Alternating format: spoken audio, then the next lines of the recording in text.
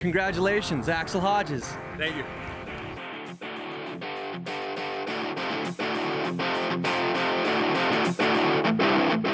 Axell Hodges doesn't just ride, he redefines what a dirt bike can do.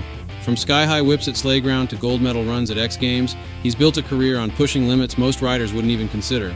But chasing progression comes with a price. Alongside viral clips and record-breaking sins are brutal crashes, near misses, and moments that nearly ended it all. These are the sins that didn't just build a career. They carved Axell Hodges into a legend. Most motocross riders train on someone else's track. Axell Hodges built a universe all his own. One shovel, one landing, one insane line at a time. The Slayground story didn't begin in Ramona. It started years earlier, back in Encinitas, California, on a piece of property owned by Axell's family. There, surrounded by coastal hills and just enough space to dream big, Axell and his brothers started carving jumps into the terrain. It was rough, raw, and far from polished, but it was his. A Freeride playground built entirely for fun and progression. Being a dirt biker, I've just always wanted property to where I could just go build whatever I want and be able to do what I want, and I don't know, just be able to build what I want, hit what I want, and this has always been my dream to have my own place to ride my dirt bike. Slayground 1 marked the beginning of Axell Hodges' Freeride series. It was fast, loose, and all about having fun on his own terms. Axell linked together natural lines, carved deep berms, and flowed through the property with a style that felt different from anything else at the time. There were no contest gates or structured formats, just raw riding with a focus on creativity and feel. It was simple, but it hit hard. That first Slayground didn't try to be the biggest. It just showed Axell doing what he does best, and it made people take notice. Slayground 2 dropped in 2018, and everything about it felt like a step forward. This time, Axell filmed at Jeremy McGrath's property, where he rode the first dirt-built halfpipe ever featured in a motocross edit. The halfpipe was the standout, something straight out of BMX or snowboarding. But Axell made it work with his own rhythm and style. He linked Freeride hits with skate-inspired flow, then kept the momentum going with massive whips, and even a nose wheelie across the top of a table. It was a mix of power and precision that felt completely his own. The production was sharper, but the mindset stayed the same. Ride with feel, mix it up, and don't follow the rule book. Slayground 2 wasn't just bigger. It was proof that Freeride could evolve. Clean visuals, creative lines, and a vibe that still hit like nothing else in moto. And brands like Monster Energy realized Axell wasn't just pushing Freeride, he was changing it. In 2020, with Monster's full support, Axell broke ground on a new vision, a purpose-built compound in Ramona, California, designed from the dirt up for filming, progression, and total creative freedom. This was the official Slayground, the next level. Axell teamed up with Jason Baker of Dream Tracks, one of the most respected builders in motocross. They moved thousands of cubic yards of dirt, sculpting features that fused freestyle amplitude with freeride flow. It had massive hips, BMX-style rollers, step-up canyon gaps, wall rides built into hillsides, and freestyle ramps tucked between natural terrain. Everything was built with film in mind, lines that looked wild on camera and felt even sketchier in real life. Released in 2021, Slayground 3 showcased Axell Hodges executing his most ambitious lines yet. The video opens with a continuous run filmed from a helicopter, capturing over 20 jumps in a single take. The course, crafted by Matt McCall, drew inspiration from BMX and mega ramp skateboarding, featuring elements like a rainbow ramp, quarter pipes, and technical wheelie sections. Hodges' riding combined massive whips, wall rides, and manual combos, all executed with fluidity and style. Slayground 3 wasn't merely about individual tricks, it was about linking them into a cohesive, flowing line. The production quality was elevated, yet the core essence remained, pushing the boundaries of what's possible on a dirt bike. And it became a symbol of how far you could go when you took control of your environment. Riders didn't just want to train like Axell, they wanted to ride where he rode. With Monster Energy backing the production and distribution, the Slayground series became a global sensation. The footage racked up millions of views. The crazy thing too is that nobody else is jumping these jumps, like speed checks, there's none of that. This is all Axell hitting the shit first. His own compound, like he's invested in himself, or Monster has invested in his projects. As they should. X Games has always been the proving ground, the place where the best in the world show up and throw down. And when Axell Hodges rolled in, it wasn't just to compete, it was to change the game. From 2016 to 2021, Axell stacked up 12 X Games medals, including 4 golds. But it wasn't just the number, it was how he won them. His style, originality, and pure send-it attitude turned every event into a highlight reel. In Best Whip, he brought something different. While most riders focused on snappy rotations, Axell's whips were long, slow, and surfy, hanging in the air with a style that looked more like snowboarding than motocross. The crowd felt it, the judges rewarded it, and the internet? It lit up. He didn't just win Best Whip, he reshaped how it was judged. Then came Quarterpipe High Air, the event that turned him into a legend. In 2019 at X Games Minneapolis, Axell launched 32 feet above the top of the quarterpipe, setting a new world record. Landing, I mean, you can't really do more than that. Look at right there, just floating. Gravity takes over, kind of just hanging on the bike, see where it goes. 3 solid jumps at him. He definitely made a statement this weekend. He as well started getting a little low. You know, you can see the back end starting to want to chase him a little bit, but that's what happens when you're that high. Like I said, the bike almost loses weight up there. And man, just way up above the stadium floor. Right there, you can see the back end want to chase him a little bit, but his bike skill takes over and he rides it out smooth. 33 feet 2 inches was his best. What's he going? 34 feet 3 inches this time around. That's massive. He's gone higher and higher each and every time. That's more than 45 feet of total elevation on a 250-pound dirt bike, with nothing below him but the same vertical wall he took off from. And it wasn't a one and done. Axell kept pushing in practice, going higher, experimenting with body positioning and bike control mid-air. Axell brought the kind of risk and raw energy that kept fans on the edge of their seats. And then there was Real Moto, the video-based X Games competition that gave riders full creative freedom. It was the perfect platform for Axell's Slayground roots. His edits blended massive freeride hits, technical street-style lines, and jaw-dropping visuals. He took silver in 2016 and bronze in 2021. But more importantly, he proved that his impact didn't need a live crowd to be felt. These weren't just contest entries. They were cinematic showcases of what made his style so unique. What tied it all together was his energy. He brought showmanship without trying too hard, never stiff, never scripted. Just a guy clearly having the time of his life, even while flying 40 feet through the air. In a sport where competition often flattens creativity, Axell flipped the script. He made it his playground, and left behind a contest legacy that was every bit as radical as his freeride roots. It's a film competition, so the camera work is part of the competition. You want to have your stuff look good, coloring good, editing good, so all the camera equipment we use is top of the grade stuff, so that all kind of is a determining factor to our video. You know, I grew up on moto videos. My whole goal is just make them better, dude. You know, I'm trying to really showcase like innovation in writing and filming. Sort of the content now, it's all about just, you know, stepping up the film game as well, from helicopters to drones. Last year, you know, he did a mini flip, which was progression for him, but it wasn't really progression for the sport. This year, the goal was to, you know, progress the sport. For all the polished edits and X Games medals, some of Axell Hodges' most unforgettable moments came when things got a little sketchy, when the risk was real, the landings questionable, and the line between genius and disaster was razor thin. Axell's riding has always flirted with danger, but there's a difference between calculated risk and full-on chaos, and he's had plenty of both. One of the most iconic examples? The Slayground step-up gap.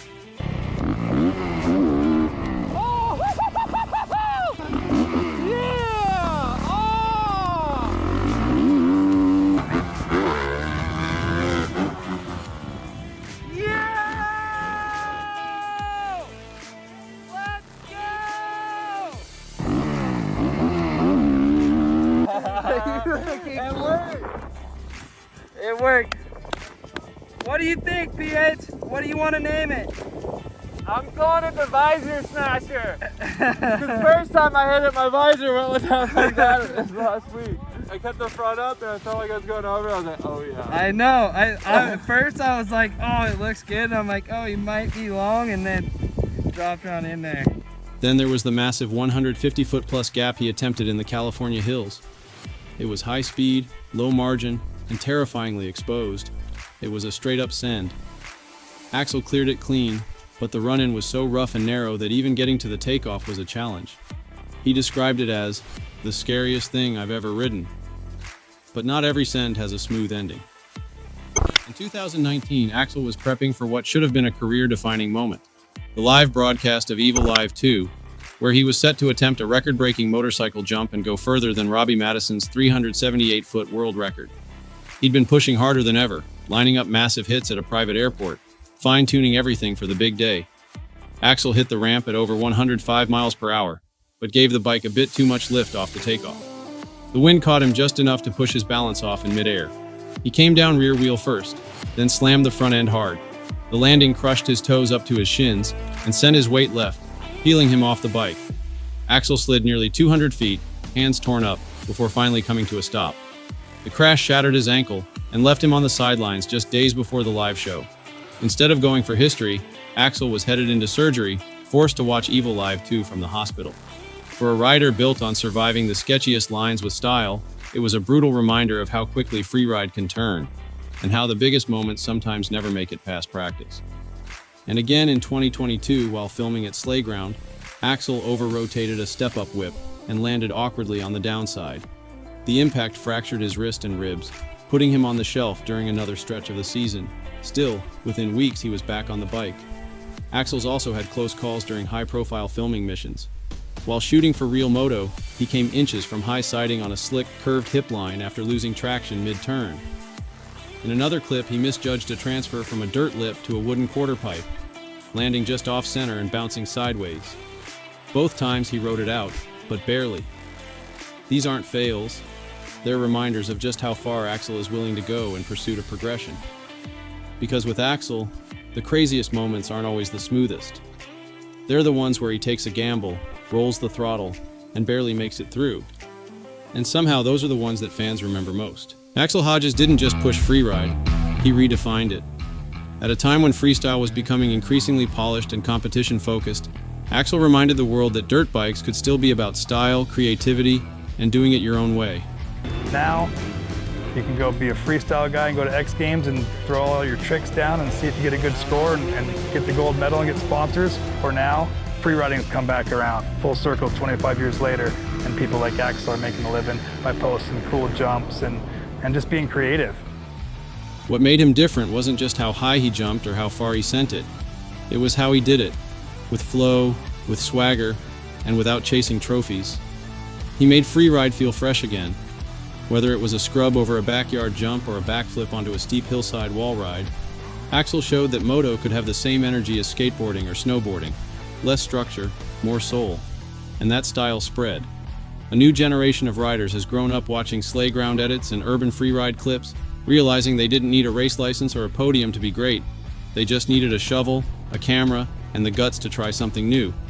Axell wasn't trying to start a movement, but he did. That's what you got to do. Yeah. Like to be on like everybody's radar and to like make this a legit thing, because you can do it for the gram forever. Yeah. But people aren't just going to pay you to do shit for the gram. Like you've got to do some stuff that like moves the needle. He also helped blur the lines between action sports and content creation. His YouTube videos, Instagram clips, and monster-backed projects weren't just about tricks. They were about vibe. In a digital era, Axell built a brand on being authentically himself. Fast, loose, and fearless. That influence is everywhere now, from young freeriders building sketchy backyard lines to content-first riders redefining what it means to make it in moto. And through it all, Axell hasn't chased the spotlight. He's let the riding speak. Whether it's a Slayground drop, an X Games run, or a sketchy rooftop send, he's built a legacy that's bigger than any one medal or viral clip. He made freeride fun again, and he made sure no one would mistake style for anything less than greatness. Axell Hodges doesn't just ride, he rewrites the rules. From custom-built compounds to contest golds, sketchy transfers to street-level mayhem, his career has been one long send with no signs of slowing down. He's carved out a lane all his own, equal parts freerider, filmmaker, and modern-day action sports icon. I see how it's gonna be. They pay money. Best trick, Jeremy Stenberg, first ever gold medal. By 25, he'd broken over a dozen bones. He rode through addiction, steel plates, and a mind that never stopped racing. Jeremy "Twitch" Stenberg wasn't chasing medals, he was chasing freedom. And through every crash, comeback, and counted-out chapter, He built something bigger than fame. He built legacy, loyalty, a reason to keep riding. This is the story of a rider who refused to play it safe and lived to tell the tale. Before the medals, the fame, or the broken bones, Jeremy Stenberg was just a kid from Spring Valley, California, trying to outrun the noise in his own head. Born in 1981, he came up in a neighborhood where riding dirt bikes wasn't a luxury, it was a way to stay busy and stay out of trouble. His dad handed him his first bike when he was 2. From the start, Jeremy had that feeling most riders chase their whole lives. By 8, everything changed. He was diagnosed with Tourette's syndrome, tics, blurts, compulsive movement, and a mind that never shut off. That's when the nickname Twitch stuck. But back then, it wasn't funny. It was isolating. In school, he was treated like a problem. Teachers didn't get it. Kids didn't know how to handle it. He lashed out, got into fights, and felt like he didn't belong anywhere, except on a bike. As a kid, Twitch would ride anywhere he could. Backyards, empty lots, dry riverbeds. He wasn't picky. Growing up with Tourette's was definitely challenging. When I went to junior high and high school, it wasn't like a thing that everyone knew about, so you would get teased a lot and I would get super frustrated, but my dad would literally take me riding my dirt bike every single day just to keep me out of the neighborhood and keep my mind off of that stuff. And my dad for sure definitely had an influence on me, toughening up and being the bigger man in the situation and just learning to take the high road for sure. Southern California was full of places to twist the throttle, and he hit all of them. He picked up technique fast. But what stood out most wasn't form. It was attitude. He rode with something to prove. He didn't care about trophies. He cared about shutting people up. By the time he was a teenager, things started clicking. He got his hands on some crusty demons of dirt tapes and realized freestyle motocross wasn't just a sideshow. It was becoming the whole damn thing. He started filming his own backyard clips with friends. No sponsors, no editing, just raw talent and sketchy landings. Those tapes got passed around. Riders noticed. Sponsors noticed. Before he was out of school, people were calling. He wasn't on the podium, but he had something better: style. That's when the decision came: stay in school or bet everything on a dirt bike. His dad laid it out clear: if you're not going to finish school, you'd better make riding your life. That was it. No plan B. Go full throttle or don't go at all. Twitch didn't hesitate. He dropped out, signed deals, and chased the FMX dream with nothing in his back pocket but speed, scars, and a chip on his shoulder. He wasn't groomed for greatness. He wasn't trained in a facility. He was built on dust, dysfunction, and defiance. And he was about to land in the most infamous crew in moto history. By the early 2000s, freestyle motocross was exploding. Thanks to Crusty Demons, Van's Triple Crown, and the early days of the X Games, FMX was no longer just a backyard sideshow. It was becoming the wildest thing in action sports. And right in the middle of that explosion, the Metal Mulisha. Co-founded by Brian Deegan and Larry Link Ogle, the Mulisha wasn't just a team, it was a movement. Black helmets, war paint, punk rock, military gear, and zero apologies. It was anti-corporate, anti-rulebook, anti-everything. The Mulisha didn't just flip bikes, they flipped the whole industry off. Twitch didn't just fit in, he stood out. He wasn't trying to be the best, he was trying to be the realest. Raw whips, no polish, tats, attitude. He wasn't the clean-cut golden boy sponsors we're used to, and that's exactly why the Mulisha wanted him. Deegan saw the edge in him. The talent, sure, but also the chaos. The same kind of chaos Deegan had built the Mulisha on. They became tight, riding together, traveling together, partying hard and crashing harder. It was a brotherhood built on broken bones and loyalty. For a while, they weren't just pushing the sport, they were untouchable. The Mulisha wasn't just popular, they were feared. Other riders tried to clean up for sponsors. Twitch and the Mulisha leaned into the madness.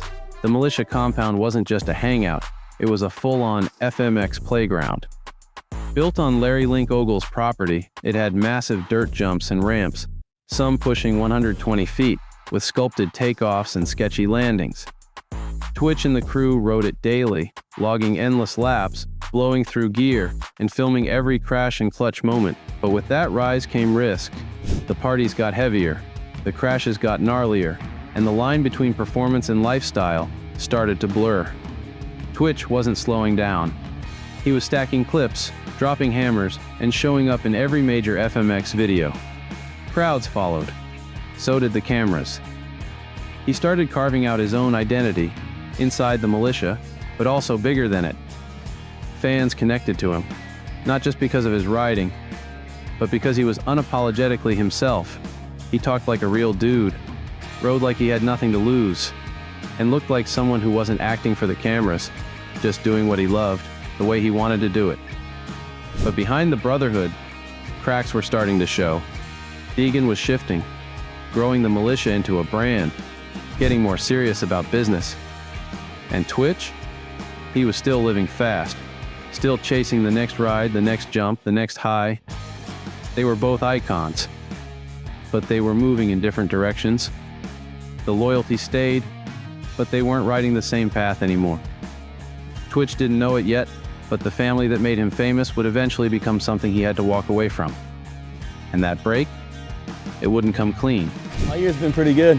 Ever since X Games, I've just been chilling, riding with my buddies, just having fun. I haven't really been riding any events besides demos like over in Prague and stuff like that, which are pretty fun, so I'm definitely looking forward to coming back.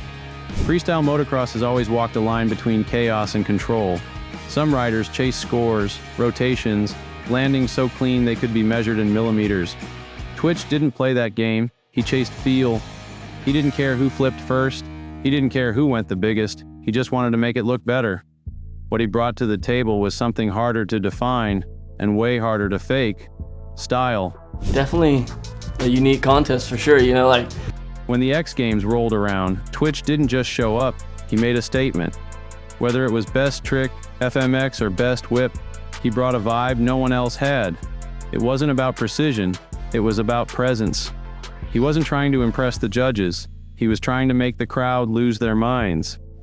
And when the dust settled, people weren't talking about who scored the highest.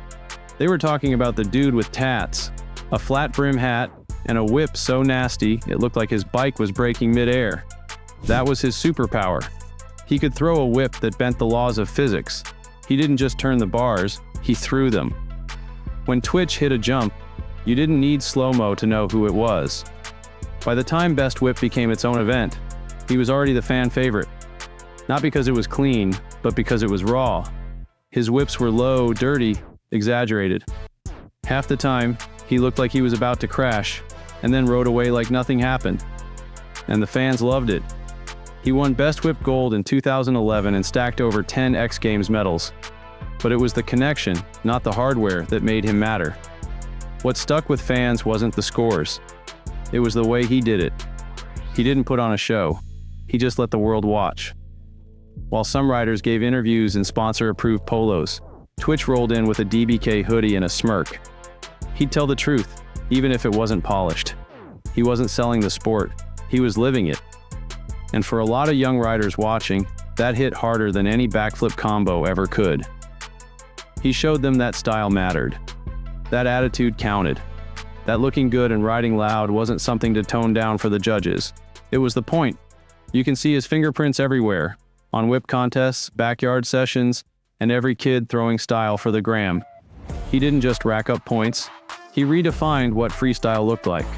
Style mattered more because Twitch made it matter. Twitch didn't make a statement. He didn't post about it. One day, he was just gone. The Metal Mulisha had become a brand, a slick corporate version of its former self. Meetings, memos, product calendars. What started in dusty lots and beer-fueled edits was now being pitched in marketing decks. And for Twitch, that wasn't it. He didn't storm out or call anyone out. He faded out of frame quietly, because the truth was, it wasn't his crew anymore. And pretending it was, that felt faker than any sponsor logo. But walking away wasn't easy. This was family. This was history. He'd bled for it, built it, helped make it cool. So when he stepped away, he wasn't just leaving a brand, he was leaving a piece of himself behind. That's when DBK started to take shape. It didn't launch with a big announcement. It didn't need validation. DBK was just Twitch getting back to what felt real. Filming with his homies, designing gear he'd actually wear, and riding without a script. It stood for dirt bike kids, but it meant something deeper. It meant freedom. No filters, no guidelines, just style, sarcasm, and straight-up throttle. DBK wasn't just a clothing line, it was a second chance. A way for Twitch to stay in the game without losing his grip on reality. No leash, No need to fit a mold. Just a crew of misfits doing what they loved their way. He started bringing in riders who reminded him of himself. Young, raw, fearless. He wasn't building a dynasty, he was building a safe house. A space where people could ride hard, film everything, and still go home feeling like themselves. And when things got heavy, DBK gave him something to hold on to. He poured his time into the brand, into his kids, into backyard ride days and garage builds that didn't need a sponsor's stamp to be worth filming. He showed up for his people, even when he was still piecing himself back together. It wasn't always clean, it wasn't perfect, but it was real, and that made it sustainable. He didn't want to be the face of a machine anymore. He wanted to be a father, a friend, a rider who didn't lose himself trying to win the world. DBK wasn't just about moving on, it was about moving right. Because sometimes, stepping away from what made you is the only way to figure out who you really are. Twitch never gave up riding. He just redefined what it meant. The spotlight had moved on. Contests were fewer. But Twitch didn't disappear, he just shifted lanes. Instead of chasing tricks, he chased connection. Instead of riding for the roar of the crowd, he rode for something quieter, his peace of mind. That meant slowing down, but not shutting off. The industry shifted again. Instagram clips started running the game. Whip comps got louder while full-run freestyle faded out. And somehow, Twitch was still right there. Dropping whips that broke the algorithm, showing up at X Games when no one expected it, and proving style doesn't age out. He wasn't grinding for podiums anymore. He was riding on his own terms. Garage builds, backyard sessions, clips that went viral without trying. No production team, no script. Just a legend still throwing heat like he never left. He kept the camera rolling, but now it was lo-fi edits and ride days that hit harder than polished reels. Even when he wasn't front and center, his influence was baked into the culture. In every clip that favored feel over spin, in every rider leaning on attitude instead of playing it safe. He showed that survival wasn't about staying in the spotlight, it was about outlasting it. Through it all, Twitch stayed loud, but it was a different kind of volume. Less chaos, more control. He didn't dull the edge, he just learned when to sharpen it. His social media stayed honest, sometimes hilarious, sometimes brutally vulnerable. He talked about Tourette's, about parenting, about the long road it took to still be standing. That rawness made him more than just a rider. It made him a voice.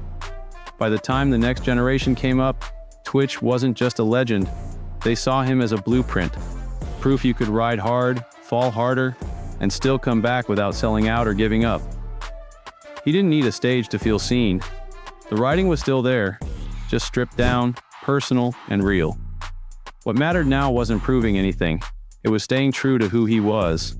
Not for the crowd, not for a brand, just for the ones coming up behind him, and for the rider he promised himself he'd never stop being. Twitch didn't get a storybook ending, he just got better. And somehow, after all the breaks, the burns, the battles, he's still standing, still sending, still real. If you haven't seen it yet, check out our full breakdown on 12 moments that made James Stewart a legend. It's raw, fast, and full of the same energy that changed Moto forever. And let us know in the comments, what was your favorite Twitch moment? The whips, the attitude, or just the fact that he's still here, doing it his way? Thanks for watching, and as always, stay wicked.